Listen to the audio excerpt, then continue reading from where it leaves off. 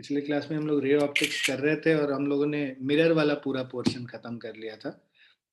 थोड़ा ज़्यादा समय इसलिए लगाया था क्योंकि मिरर उधर कोर्स से हट गया था सीबीएसई से, तो हम लोग को ज़्यादा डिटेल में करना था। ऐसे भी ऑप्टिक्स में बहुत ज़्यादा हम लोगों ने उधर सीबीएसई में प्रैक्टिस किया नहीं है, तो let us give some time and practice it in a proper way, है ना। Optics is also very important. चलिए, एपरेंट डेप्थ और नॉर्मल शिफ्ट, पिछले क्लास में हम लोग लैटरल शिफ्ट पे कुछ क्वेश्चंस किए थे। आज हम लोग एपरेंट डेप्थ और नॉर्मल शिफ्ट पे क्वेश्चन करेंगे। पहले तो कॉन्सेप्ट समझते हैं। कॉन्सेप्ट, बेसिक कॉन्सेप्ट आपको पता है कि when an object is in denser medium and observer is in rarer medium, तो ये जो ऑब्जेक्ट है वो थोड़ा सा रेज्ड होके दिखता है, राइट।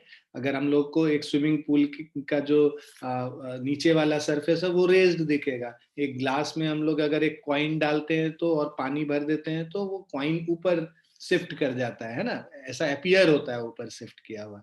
तो एपरेंट डेप्थ ये हो गया जहां पे ये इसका इमेज बन रहा है। ये ऑब्जेक्ट है, ये ऑब्जेक्ट से दो रेज निकलेंगी। एक रेज निकली जो कि स्ट्रेट चली गई, है ना, जो नॉर्मल हुआ इस सरफेस से वो स्ट्रेट ही चला जाएगा।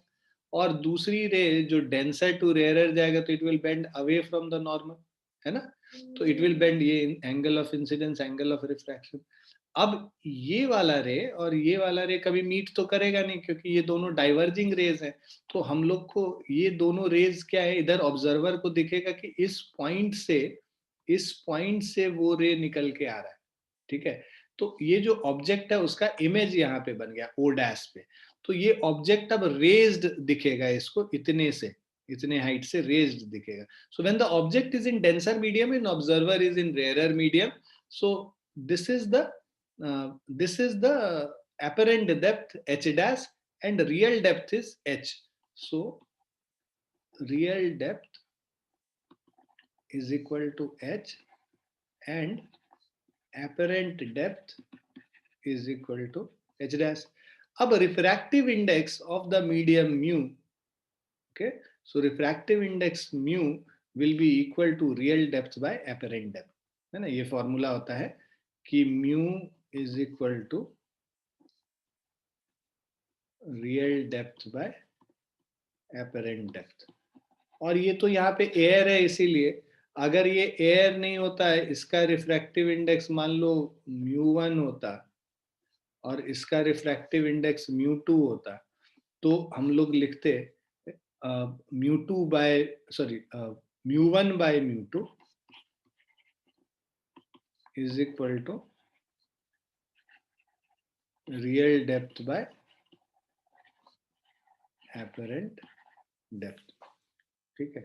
तो ये फिगर याद रखोगे तो अपने आप तुमको समझ में आ जाएगा। भाई म्यू कर रहे हो, म्यू 1 से बड़ा होता है, 1 से बड़ा होता है मतलब रियल डेप्थ तो एपरेंट डेप्थ से ज्यादा है ना इस केस में, जब डेंसर टू रेयरर जा रहा है तो real depth by apparent depth होगा। ऐसे करके तुम याद कर सकते हो। So mu is equal to H dash by H, real depth by apparent depth. तो यहाँ पे क्या है कि real depth is greater than apparent depth. The shift, so shift is कि कितने से शिफ्ट हुआ, that is represented by D, that will be real depth minus apparent depth. Real depth है एच, है ना, और एपरेंट डेप्थ है H by mu. सो हमारा म्यू है एच बाय एच डैश, ठीक है। सो जो एच डैश है एच बाय म्यू है, तो जो शिफ्ट है D, so that will be H minus H dash. तो H minus H upon mu, H common ले लो, 1 माइनस 1 बाय म्यू, ठीक है ना। ठीक से लिख लेता हूँ, 1 माइनस 1 बाय म्यू, ये हमारा शिफ्ट हो गया, ठीक है। So shift is 1 minus 1 by mu into H. अब अगर देखो म्यू का वैल्यू 4/3 है, तो shift when it is in water, kept in water, so H 1 minus 1 by 4/3, so 1 minus h into 1 minus 3/4, so h into 1 minus 3/4 is 1/4, ठीक है। उसी तरह shift when it is in glass will be h into 1 minus 1/3/2, h into 1 - 2/3 हो गया, h into 1/3 हो गया, ठीक है, h/3, यहाँ पे h/3 और ये h/4। क्लियर है बच्चों? Yes sir. Yes sir. अब जब ये सेकंड केस, जब हमारा ऑब्जर्वर डेंसर मीडियम में, ठीक है, तो when the observer is in denser medium, तो उस केस में जो शिफ्ट होगा वो इससे अवे हो जाएगा। मतलब जो हमारा रियल डेप्थ, रियल हाइट है, अब ये देखो यहाँ पे डेंसर मीडियम से किसी हाइट पे हम देखते हैं तो रियल हाइट h है और एपरेंट हाइट h डैश है, तो apparent height is greater than real height, right? और ये इसका रिफ्रैक्टिव इंडेक्स म्यू, इसका रिफ्रैक्टिव इंडेक्स, मान लो इसका रिफ्रैक्टिव इंडेक्स μ1 मानते हैं, इसका रिफ्रैक्टिव इंडेक्स μ2 मानते हैं। सो हम लोगों को अब अगर हम लोग लिखेंगे तो μ1/μ2 is equal to, so μ1/μ2 is equal to h dash by h हो जाएगा, ठीक है। सो μ1/μ2 दैट मीन्स यहाँ पे अगर हम लोग इसको 1 माने और इसको म्यू माने तो mu is equal to h dash by h। So this is apparent depth by real depth. तो यहाँ पे उल्टा हो जाता है, mu is equal to h dash by h हो जाता है, वहां पे mu is equal to h by h dash था। अगर तुम याद करो पिछले वाले में mu is equal to h by h dash था, यहाँ पे mu is equal to h dash by h है, क्योंकि h dash is greater than h, right? So apparent depth is greater than real depth. D जो shift है, shift अब यहाँ because h dash बड़ा है तो शिफ्ट क्या हो जाएगा, h डैश माइनस h हो जाएगा, ठीक है। h dash minus h, h dash क्या है, mu h minus h, h common ले लोगे म्यू माइनस 1 हो गया। Shift of water, shift for water D, अगर जो शिफ्ट वाटर में करना है, म्यू का वैल्यू 4/3 है, h into 4/3 minus 1, so this is 1/3, h/3 हो जाएगा, ठीक है। Now shift for glass is equal to h into, ये 3/2 है, यहाँ पे 3/2 माइनस 1, तो ये क्या हो गया, h/2। Now, if a beaker contains various immiscible liquid as shown, तो ये बीकर है, ठीक है। यहाँ पे वेरियस, ये देखो डेप्थ d1 जो है इसका रिफ्रैक्टिव इंडेक्स μ1 हो गया, d2 का रिफ्रैक्टिव इंडेक्स μ2 हो गया, d3 का रिफ्रैक्टिव इंडेक्स μ3 हो गया। ये d3 है, ये d2 है ना, इन सब का रिफ्रैक्टिव इंडेक्स अलग अलग है। So if beaker contains various immiscible liquid as shown, then apparent depth of the bottom, यहाँ पर से अगर ऑब्जर्वर इस पॉइंट से ऑब्जर्व कर रहा है, राइट, इस पॉइंट से ऑब्जर्व करेगा तो उसको जो apparent depth of the bottom is given as, so apparent depth of bottom is d1/μ1 plus d2/μ2 plus d3/μ3 and so on, ठीक है। सो जैसे उधर हम लोग अभी कर भी रहे थे, है ना, तो जब हम लोग रेयरेट टू डेंसर मीडियम में, we were looking from rarer medium to denser medium, so apparent depth was real depth by mu, ठीक है ना। तो यहाँ पे बिकॉज रेज हो जाता है ना, तो इसीलिए d1/μ1 हम लोग कर रहे हैं, है ना। इस वाले का जो एपरेंट डेप्थ दिखेगा d1/μ1, इसका d2/μ2, इसका d3/μ3। तो apparent depth of the bottom is sum of each of this. अब जो कॉम्बिनेशन, म्यू कॉम्बिनेशन, जो पूरे कॉम्बिनेशन का जो ये रिलेटिव रिफ्रैक्टिव इंडेक्स अगर निकालना होगा, so mu combination is equal to actual depth by real depth, ठीक है ना, sorry actual depth by apparent depth, जो real depth by apparent depth जो होता है, तो हम लोग जैसा पिछले केस में किया था वही, तो एक्चुअल डेप्थ क्या है, d1 plus d2 plus d3 up to dn, और एपरेंट डेप्थ यहाँ पे हम लोग ऊपर निकाल ही चुके हैं, इसको इससे डिवाइड कर देंगे तो कॉम्बिनेशन का रिफ्रैक्टिव इंडेक्स निकल जाएगा। अगर दो लिक्विड है है ना, और d1 is equal to d2 है उस केस में, सो जो mu equivalent is equal to d plus d, d1 is equal to d2 is equal to d है, मान लो d plus d divided by d by mu one plus d by mu two, d plus d 2d हो गया, d common ले लोगे, म्यू2 plus म्यू1 bye म्यू1 म्यू2। अब इसको हम लोग ऊपर लेके चले जाएंगे, d और d cancel, so this is equal to equivalent refractive index is 2 mu1 mu2 divided by mu1 plus mu2। Clear है बच्चों?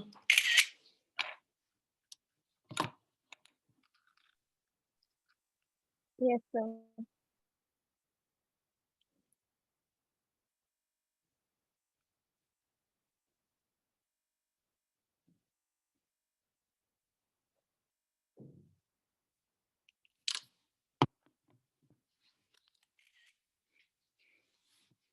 समझ में आ गया सभी को?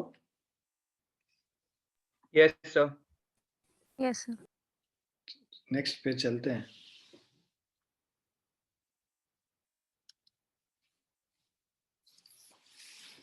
थर्ड वाला है apparent shift by glass slab, ठीक है। सो फॉर कन्वर्जिंग रेज, तो ये देखो, ये जो रे कन्वर्ज करना चाह रहे थे, मान लो ये अगर यहाँ पे कुछ नहीं रहता तो यहाँ पे राइट रे आता, तो वो कन्वर्जिंग रे अब क्या हो गया, ये इट विल बेंड और ये यहाँ पे पहुंच गया इमेज, तो इट हैज शिफ्टेड। जब ये इसके थ्रू पास किया तो ये कितने से शिफ्ट हो गया, s डिस्टेंस से शिफ्ट हो गया। मान लो इसका रिफ्रैक्टिव इंडेक्स म्यू है, ठीक है, और t इसका विड्थ है, इसका जो थिकनेस है वो t है। So for converging rays, right, so for converging rays when a slab of thickness t and refractive index mu, so when a slab of thickness t and refractive index mu is placed in the path of a convergent beam, ठीक है, so when a slab of thickness t and refractive index mu is placed in the path of a convergent beam, then the point of convergence is shifted away from the slab by s is equal to 1 minus 1 by mu into t।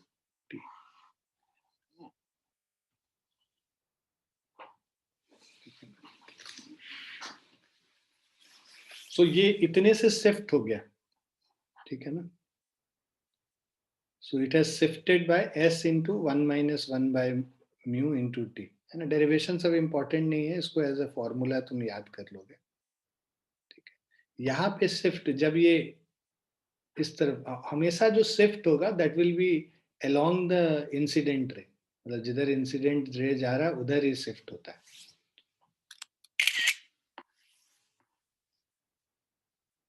Same चीज जब ये object इधर रखा है और observer इधर, मतलब light रे यहाँ से स्टार्ट हो रहा है, तो यहाँ पे जो इमेज इसका जो बनेगा ना, वो शिफ्ट हो जाएगा यहाँ से, मतलब अगर ऑब्जर्वर इसको देखेगा तो ये थोड़ा आगे की तरफ शिफ्ट हो जाएगा टुवर्ड्स द स्लैब। और वहां पे so when a glass slab is placed in the path of A divergent beam, वहां कन्वर्जेंट बीम में रख रहे थे, यहाँ पे for diverging raise the point of divergence is shifted towards the slab, वहां पे point of convergence was shifted away from the slab, और यहाँ पे point of divergence is shifted towards the slab, और जो shift है वो shift same 1 minus 1 by mu into t होगा। so shift again here is s is equal to 1 minus 1 by mu into t।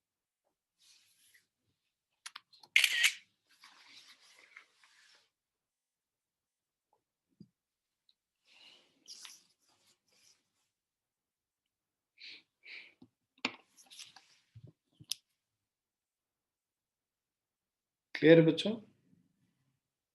Yes, sir.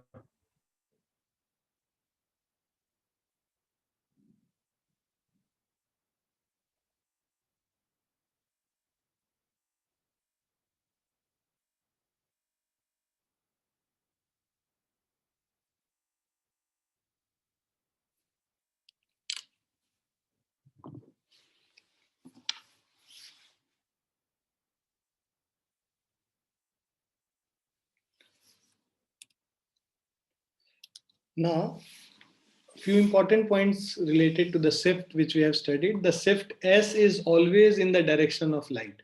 तो जब convergent था तब भी light के direction के along away चला गया था, right? जब इससे pass किया था it went away. और उसी तरह जब divergent rays हैं तो भी it is shifting towards the light, towards the direction of the light. Now, if the slab is made of air and the surrounding medium is of refractive index mu, so then the apparent shift would be S is equal to, तो जो पहले हम लोग लिख रहे थे S is equal to 1 minus 1 by mu into T था,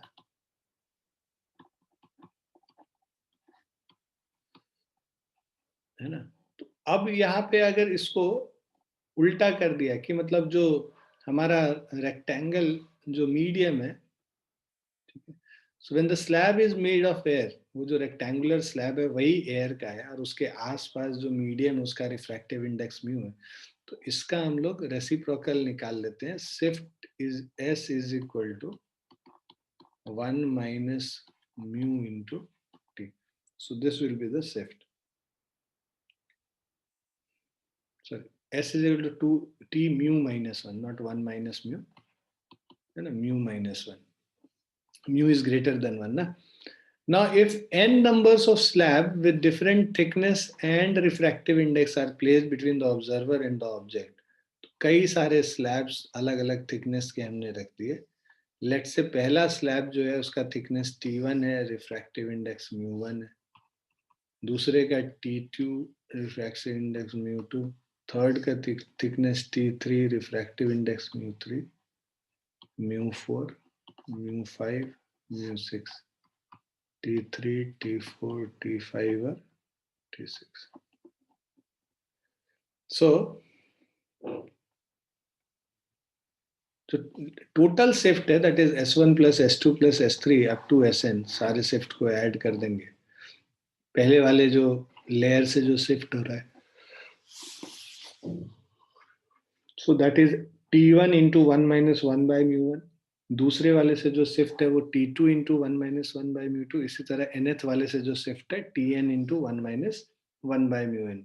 इन सब को ऐड कर देंगे तो ये नेट शिफ्ट S निकल जाएगा. सो इसको हम लोग अगर समेशन से लिखें, so the total shift S is equal to Ti into 1 minus 1 by mu I. ठीक है, I is equal to 1 to n.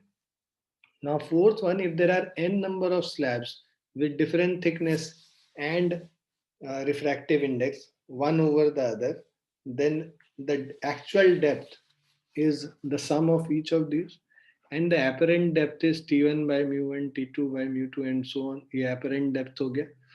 अब जो mu है, that is D actual by D apparent. तो अब because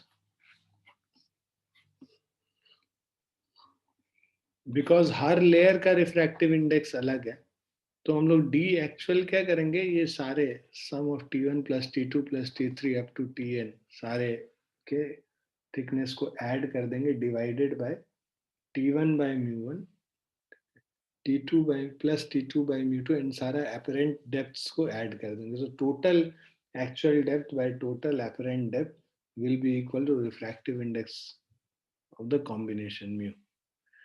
So in case of two liquids, वही 2 mu1 mu2 by mu1 plus mu2 हो जाता है अगर दो लिक्विड है तो.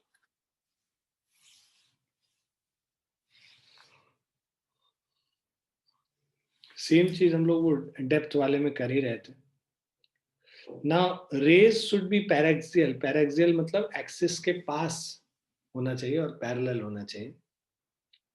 उसके अलावा medium on both side of the slab should be same, है ना. स्लैब के दोनों तरफ जो मीडियम है वो सेम होना चाहिए. Shift is independent of the distance of the object from the slab. Object कितने डिस्टेंस पे है स्लैब के उस पर शिफ्ट नहीं डिपेंड करता है. If shift comes out positive, then shift is towards the direction of incident ray and vice versa.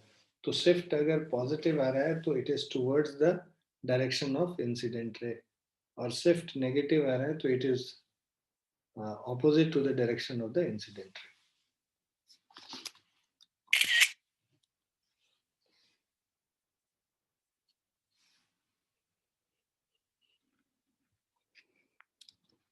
Now velocity of the image in case of plane refraction. तो यहाँ पे देखो ऑब्जेक्ट O है ना, light रे इधर आ रहा है तो शिफ्ट ऑब्जेक्ट इधर कर जाएगा. ये μ1 रिफ्रैक्टिव इंडेक्स है, इसका रिफ्रैक्टिव इंडेक्स μ2 है. लाइट रे 1 से 2 की तरफ आ रहा है क्योंकि ऑब्जर्वर इधर है, तो लाइट रे 1 से 2 की तरफ आ रहा है. So y2 μ2 by μ1 is equal to y upon x हो जाएगा. ठीक है. सो लेट्स से जो इमेज फॉर्म हो रहा है उसका डिस्टेंस यहाँ से y है, ऑब्जेक्ट जो फॉर्म हो रहा है उसका डिस्टेंस यहाँ से x है. So μ2 by μ1 is equal to y by x and y is equal to μ2 by μ1 into x हो जाएगा. ठीक है ना, क्रॉस मल्टीप्लाई कर दिए. अब हम दोनों तरफ डिफरेंशिएट करेंगे टाइम के रेस्पेक्ट में. ठीक है ना. सो इसको जब हम लोग डिफरेंशिएट करेंगे तो dy by d t is equal to μ2 by μ1 dx by dt. So velocity of the image will be equal to μ2 by μ1 velocity of the object. ये जो है आपको रिलेशन याद रखना है.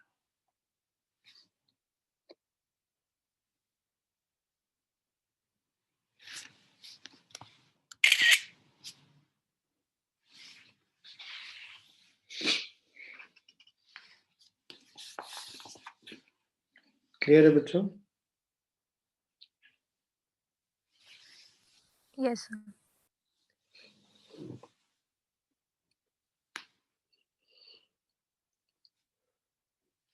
अब इस क्वेश्चन में कह रहा है find out the following in the figure shown below. पहला, the apparent distance of the fish from the surface as observed by the bird. So ये bird है, ठीक है ना, यहाँ पर से. So apparent distance of the fish from the surface, तो ये हम लोगों को ये डेप्थ निकालना है, apparent डेप्थ निकालना है फिश का. ठीक है. सो apparent डेप्थ हम लोगों ने फॉर्मूला जो किया था apparent डेप्थ का, mu is equal to real depth h upon h dash. ठीक है. तो real depth by apparent depth, तो हम लोग को apparent डेप्थ निकालना है, h dash is equal to h by mu. So this is 36 by 4 by 3, 27 centimeter. तो ये हमारा apparent distance हो गया. B part, the apparent distance of the bird from the surface as observed by the fish. जब नीचे से ये observe करना शुरू करता है, राइट, तो ये हमारा यहाँ पर से अगर हम बात करें तो ये हमारा एक्चुअल डेप्थ हो गया. और बिकॉज ये डेंसर टू रेयर जा रहा है तो it will move away from the normal. तो बेसिकली ठीक है, it will move away from this point. So now in that case तुम अगर देखो म्यू इज इक्वल टू ये real depth by apparent depth की जगह mu is equal to apparent depth by real depth.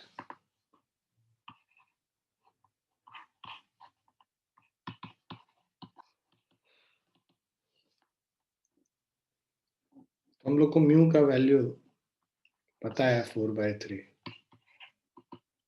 Is equal to h dash by h dash apparent depth है, हम लोग को निकालना है, और एक्चुअल डेप्थ 36 है.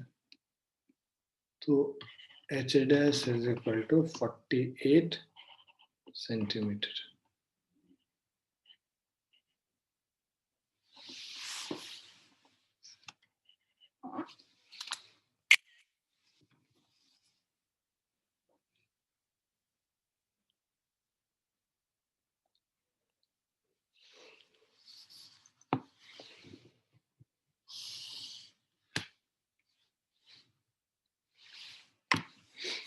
क्लियर बच्चों?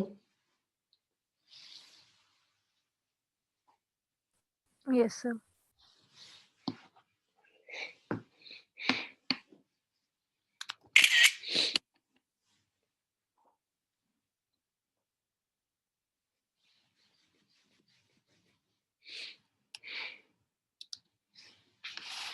देखो ये next question, a coin lies at the bottom of a lake 2 metre deep. तो यहाँ पे एक कॉइन है of lake at 2 metre deep at a horizontal distance x from the spotlight. तो ये जो है इससे जो हॉरिजॉन्टल डिस्टेंस है इसका, this is equal to x। ठीक है। Now force of thin parallel beam of light situated 1 meter above the surface. So a source of a thin parallel beam of light situated 1 meter above the surface of a liquid of refractive index mu is equal to root 2 and height 2 meter. Find x. तो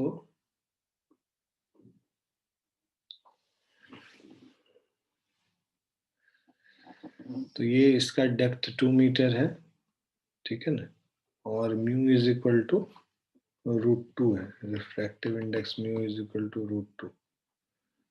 now we have to find the value of x। ये x का value निकालना है।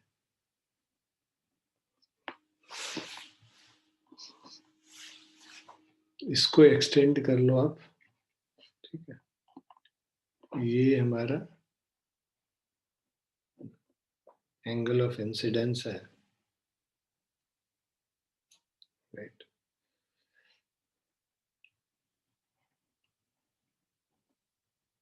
ये r है, तो mu into sine r is equal to 1 into mu into sine I, sorry, is equal to 1 into sine r। Mu हम लोग को दे रखा है root 2 into sine I is equal to 1 into sine 45। Sine 45 का value 1 by root 2 होता है। So sine I is equal to 1 by 2. So I is equal to 30 degree. ठीक है, तो ये एंगल 30 डिग्री हो गया। अब हम लोग को, अब ये देखो ये 45 है तो ये भी 45 होगा।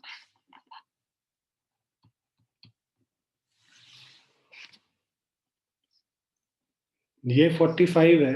अगर इस डिस्टेंस को अगर हम लोग कुछ मान लो ए और ये point O, so AO is equal to, so AO by 1 is tan 45 degree.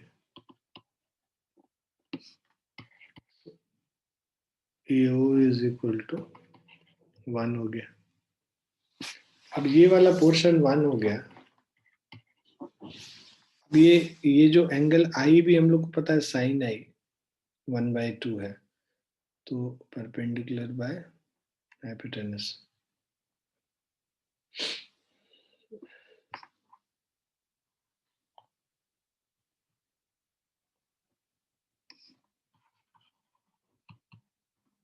I 30 degree है।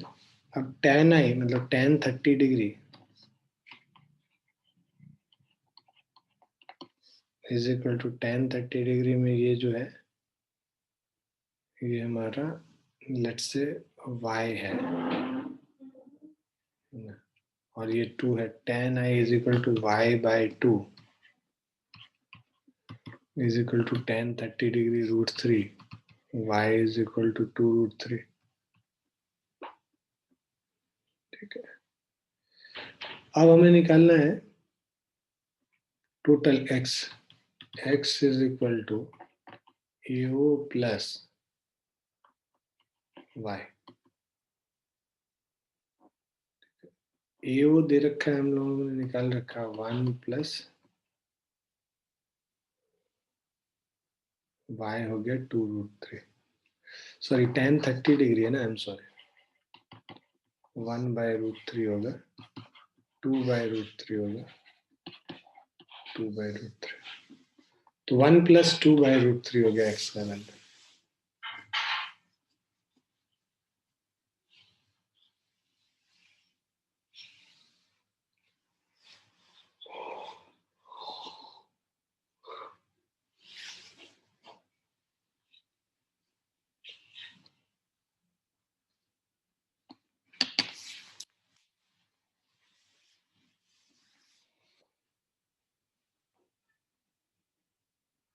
लिख लिया सभी ने?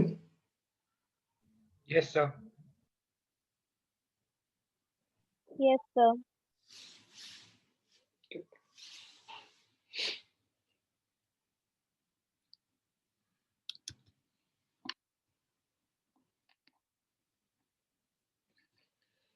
यहाँ क्वेश्चन कह रहा है concave mirror is placed inside a water with its shining surface upward and principal axis vertical as shown.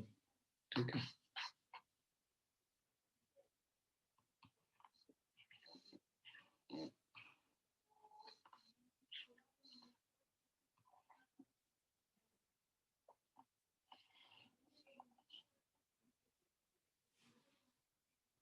So concave mirror is placed inside water with its shining surface upward and principal axis vertical as shown.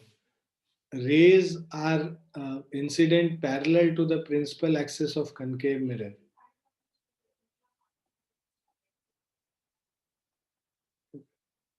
Find the position of final image. तो कह रहा है यहाँ पे concave mirror is placed inside water with its shining surface upward and principal axis vertical as shown. Rays are incident parallel to the principal axis. ठीक है ना, यहाँ पर principal axis के parallel rays आ रही है. Rays are incident parallel to the principal axis of concave mirror. Find the position of final image. ठीक है, तो हम लोग को position of final image बताना है. ये जो parallel light rays आ रही है, right? So अभी क्या होगा, एक तो जो ये जो पैरेलल लाइट रेज आ रही हैं वो तो पैरेलल ही आएंगी, ये कन्वर्जिंग रेज के वजह से जो एक्चुअली में इसको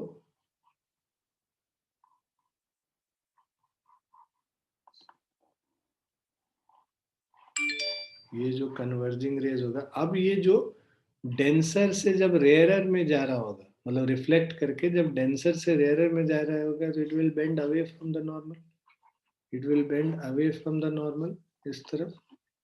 ठीक है, और इन दोनों को जब पीछे की तरफ एक्सटेंड करोगे तो it will meet somewhere here.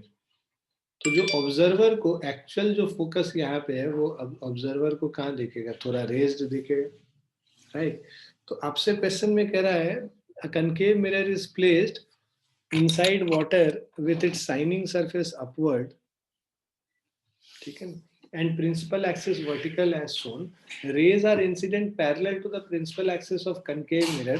Find the position of the final image. So position of the final image means this is the intermediate image and this is your final image I dash, right? तो shift हुआ basically. तो जो ये shift है हम लोगों ने पढ़ रखा है, जो shift होता है, shift is equal to d, which will be equal to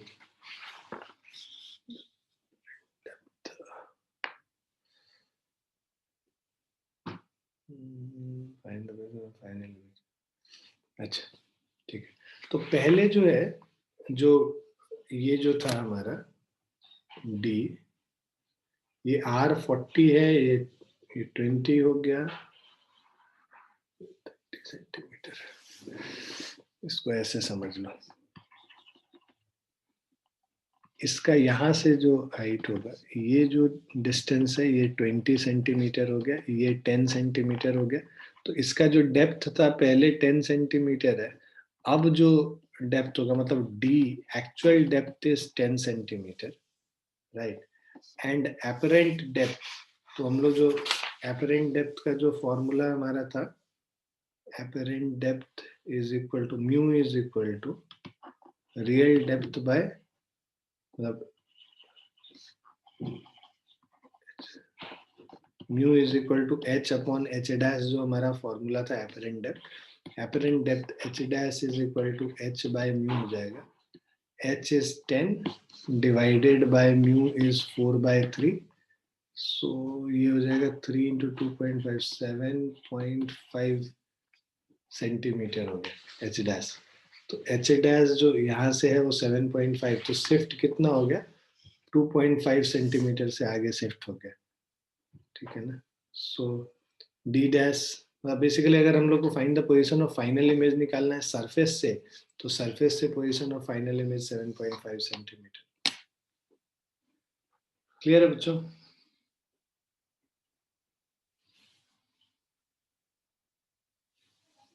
Yes, sir. Yes, sir.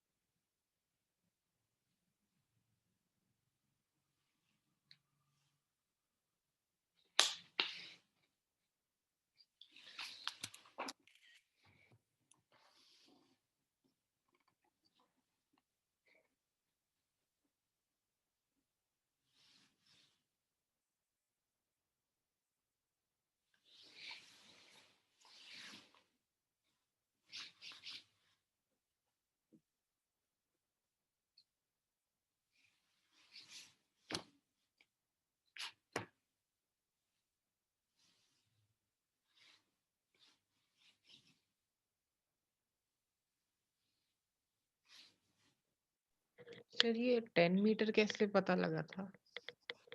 ये जो था F is equal to R by 2 होता है ना हमारा, यस R बाई 2, तो R radius of curvature 40 centimetre दे रखा है, 40 by 2 is equal to 20 centimetre हो गया।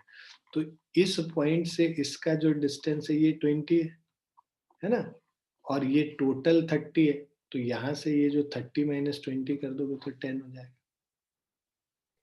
ठीक है sir.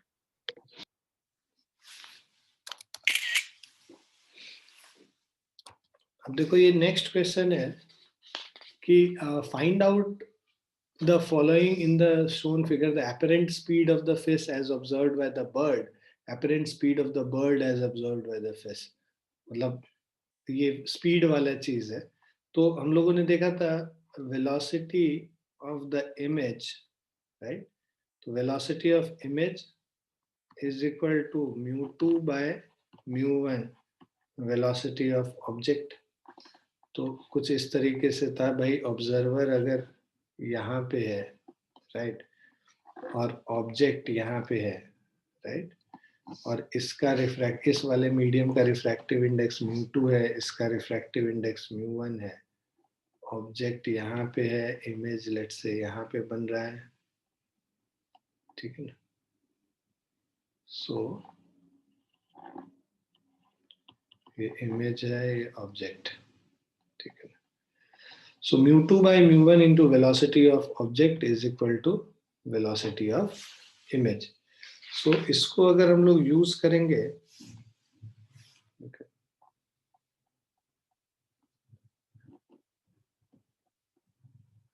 so velocity of image with respect to source basically, और so यहाँ पे velocity of image minus of velocity of image with respect to source बोला है, राइट। तो ये कह रहा है find out the following the apparent speed of the fish as observed by the bird। ये देखो ये जो चीज है ये खुद ही 1 सेंटीमीटर पर सेकेंड के स्पीड से मूव कर रहा है, राइट। तो velocity of image with respect to surface था, I am sorry, velocity of object with respect to surface है, ठीक है।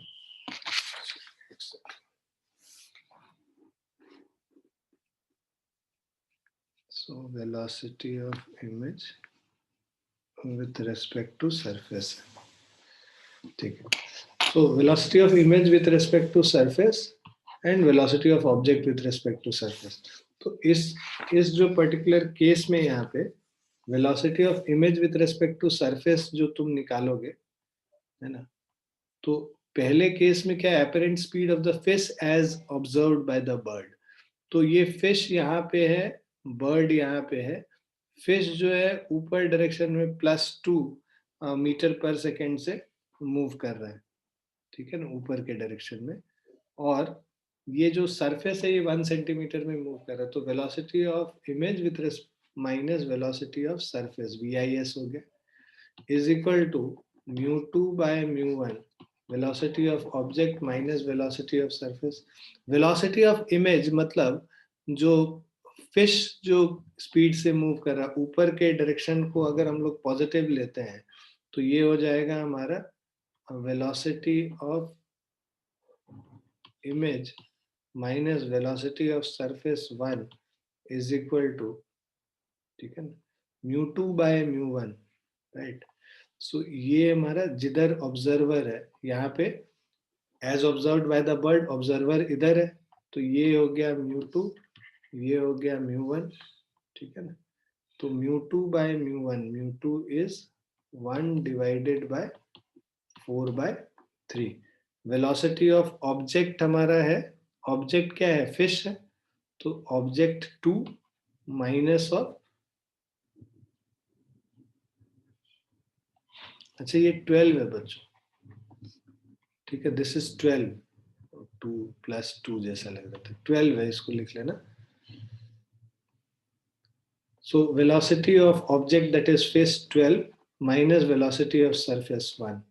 So 12 minus 1. इसको अब velocity of image निकालेंगे तो ये 3/4, तो 1 plus 3/4 into 11, तो 33/4 मतलब 37/4 हो गया, ठीक है ना। अब हम लोग को निकालना है velocity of image with respect to bird निकालना है, as observed by the bird, तो velocity of image minus velocity of bird, velocity of bird जो है नेगेटिव, नीचे की तरफ नेगेटिव है, तो ये हो जाएगा 37/4 minus of -24, so 37/4 plus of 24, 96 plus 37, so 133/4 centimeter per second.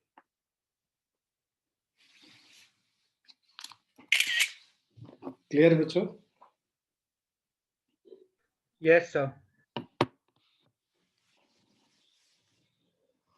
इसको लिख लो तो फिर दूसरा वाला करें।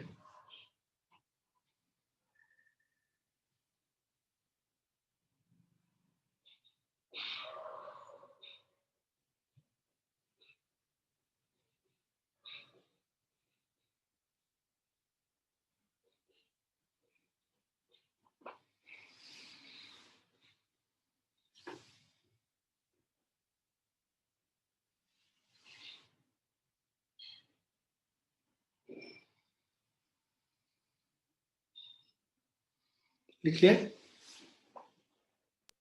Yes. Yes, sir. दूसरे वाले में क्या है, apparent speed of bird as observed by the fish, तो ये बर्ड जो है ऑब्जेक्ट हो गया, ठीक है, और ये है ना, और ये तुम्हारा ऑब्जर्वर हो गया basically. So bird bye the fish, तो अब ये देखो यहाँ पे ये इसका जो वैल्यू है μ2 ये हो जाएगा, जिधर ऑब्जर्वर होता है वो μ2, ये μ1, तो velocity of image with respect to surface is equal to μ2 by μ1 velocity of object with respect to surface, तो velocity of image minus velocity of surface μ2 by μ1 4/3/1 velocity of object minus velocity of surface। velocity of image जो यहाँ पे हमारा है निकालना, और velocity of surface ऊपर जा रहा है, ऊपर वाले को अगर हम लोग पॉजिटिव लेते हैं VS को, तो this will be equal to VI minus of 1 is equal to, और 4/3 वेलोसिटी ऑफ ऑब्जेक्ट नीचे आ रहा है तो -24 करेंगे, minus velocity of surface that is 1, so -25, so VI is equal to 1 plus -25 into 4 minus 100/3, so this is -97/3, ठीक है ना. So this is minus 97 by 3 and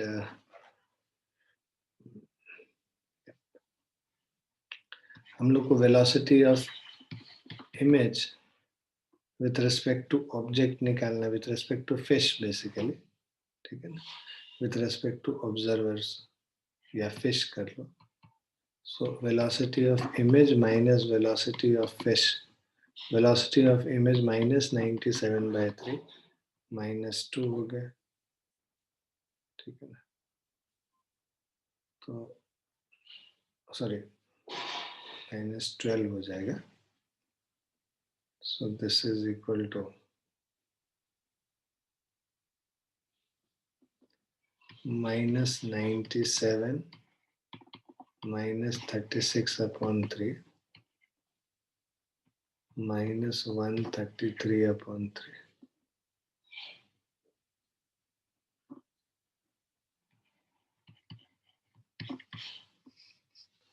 negative sign बस बता रहा है कि जो ऊपर से नीचे आ रहा है उसका डायरेक्शन.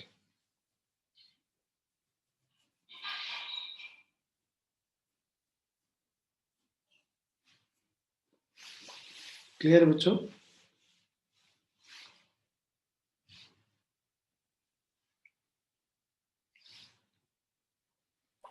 Yes, sir.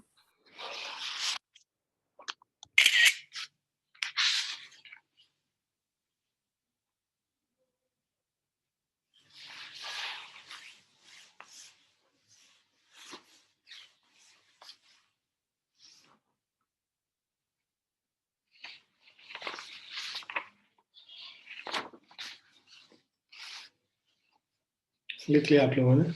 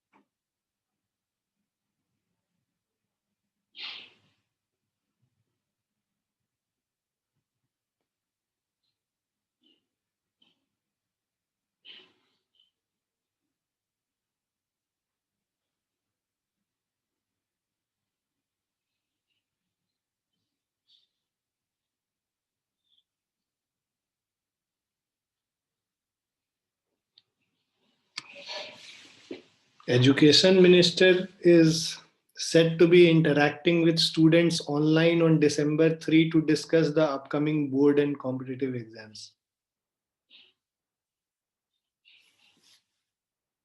हाँ सर, मैंने भी सुना ये हाँ? न्यूज़ पढ़ी मैंने भी ये न्यूज़ पढ़ी. उसमें ये भी लिखा था कि वो सजेशन लेंगे पेरेंट्स से कि क्या सिलेबस कब होना चाहिए. पेरेंट्स, टीचर्स और स्टूडेंट्स तीनों से सजेशन लेंगे कि बोर्ड एग्जाम कब होना चाहिए और कॉम्पिटिटिव एग्जाम जैसे जेई और नीट है, ठीक है, Yes, sir. कब होना चाहिए. अभी तो बोल रहे हैं कि फरवरी में होगा पहला अटेम्प्ट और दूसरा अटेम्प्ट मई में बोल रहे हैं. कौन बोल रहा है? मतलब जो क्लोज सोर्सेज हैं, मतलब ऑफिशियल वेबसाइट पे तो नहीं आया है अभी, लेकिन जो उनकी क्लोज सोर्सेज होती हैं तो मतलब उसमें लिखा था कि it is likely to be in February. मतलब ऐसा कुछ पक्का नहीं लिखा था. I don't think so. मेरे हिसाब से they are going to take exams twice, but that will both will be in just एक तो just after board exam and one after 1 month of board exam. So board अच्छा exam के पहले इस बार कोई टेस्ट नहीं होने वाला है जे. That's what my prediction is. अभी ऐसे ही डिस्टर्ब चल रहा है. वो लोग जान बोर्ड एग्जाम ही आगे बढ़ा रहे हैं बिकॉज कि तब तक चीजें ठीक हो जाएंगी. अब उसके पहले कोई एग्जाम लेने का सेंस नहीं बनता है. फिर तो बोर्ड एग्जाम भी टाइम पे हो सकता है ना. हाँ सर ये तो है. तो वो बोर्ड एग्जाम के बाद ही होगा जब भी होगा. तो या तो वो बोले कि इस बार 2 अटेम्प्ट देंगे नहीं, हम एक ही अटेम्प्ट लेंगे. That is also quite possible.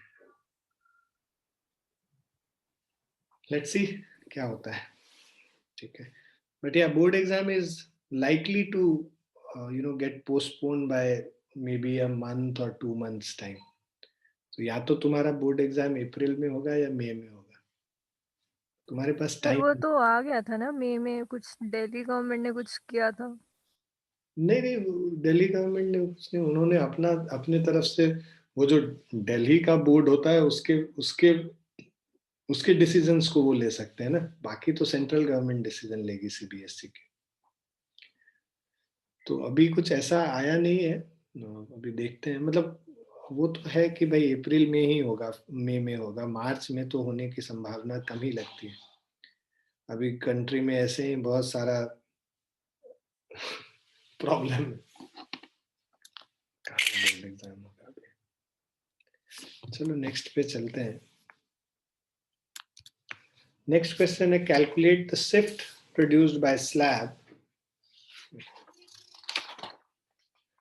So calculate the shift produced by slab having thickness 15 centimeter and refractive index mu. So shift S is equal to T into 1 minus 1 by mu. 1 minus 1 by mu. So simple formula based चीज है ये. shift T thickness है हमारा 15 centimeter, 0 या centimetre में ही रखो. 15 into 1 minus 1 by 1.5. तो ये 3/2 2/3 हो गया 1/3. सो 15 into 1/3 that is 5 centimetre.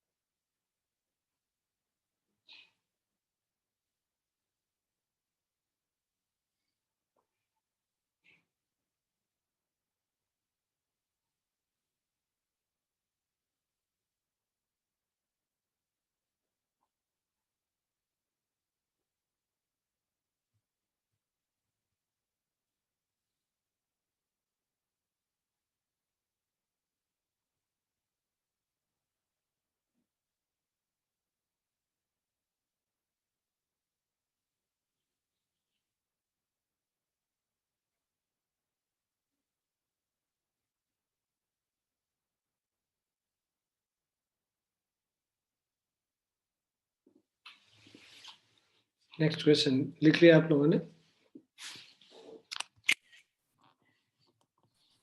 Yes sir. इस तरह का क्वेश्चन काफी पूछा जाता है हर एग्जाम में. तुम देखोगे find the distance of the final image found by the mirror as shown in the figure below. ठीक है. ये तो इस तरह से बता डायग्राम बना दिया है बट ऐसे बना हुआ नहीं रहेगा. आपको रेडियस ऑफ कर्वेचर इसका 20 सेंटीमीटर दे रखा है. और ये जो डिस्टेंस है इस ऑब्जेक्ट का इस मिरर से 21 centimetre, thickness 3 centimetre, refractive index mu है. तो शिफ्ट पहले निकालते हैं. शिफ्ट टुवर्ड्स द डायरेक्शन मतलब ऑब्जेक्ट यहाँ पे है तो मिरर को क्या दिखेगा. ऑब्जेक्ट यहाँ पे कहीं पे दिखेगा. It will shift by this distance s. So s shift is equal to t into 1 minus 1 by mu. Thickness है 3 into 1 minus 1 divided by 3/2. So 3 into 1 minus 2/3. 3 into 1/3. So shift हो गया 1 सेंटीमीटर से.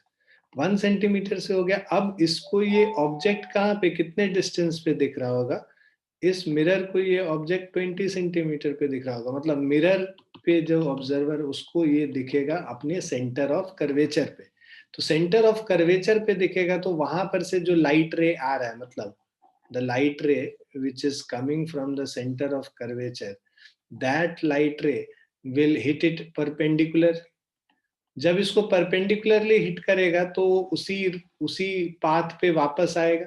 उसी पाथ पे वापस आएगा तो by principle of reversibility वो जैसे जैसे, मतलब यहाँ पे ये इधर आगे शिफ्ट किया था, वो इस डायरेक्शन में जो शिफ्ट किया था वापस लाइट जाएगा, तो वापस उतने से शिफ्ट करके इमेज कहाँ बना देगा? उसी पॉइंट पे बना देगा जहाँ पे ऑब्जेक्ट था। तो फाइनल इमेज कहाँ बनेगा? It will be formed at the object only, at O only. Clear बच्चों? Yes, sir.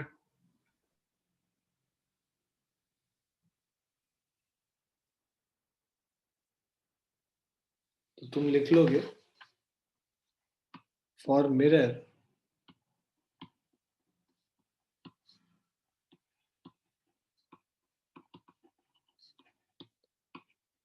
the object is placed at 21 minus 1, 20 centimeter, which is at the center of curvature, at the center of curvature of mirror, right? So for mirror, the object is placed at 21 minus 1, 20 centimeter, which is at the center of curvature of mirror, right? तो centre of curvature of mirror पे ही जो है ये image भी form हो जाएगा, जहाँ पे जो ऑब्जेक्ट था वहीं पे इमेज भी फॉर्म होना है। तो अब लाइट रे will retrace, so centre of curvature of mirror, so which is at the center of curvature, so object at center of curvature, hence the light ray will retrace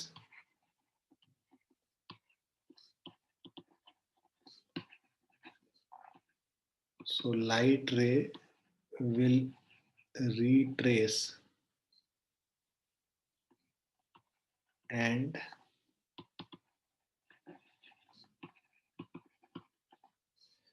image will be formed on the object itself.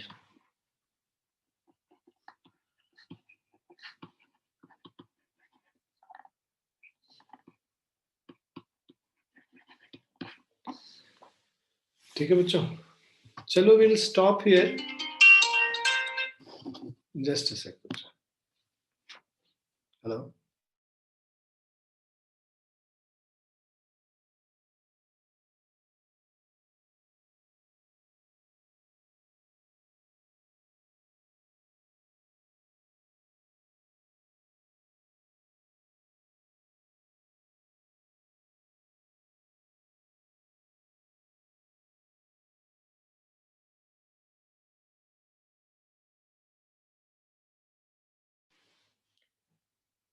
हाँ जी बच्चों, so will stop here.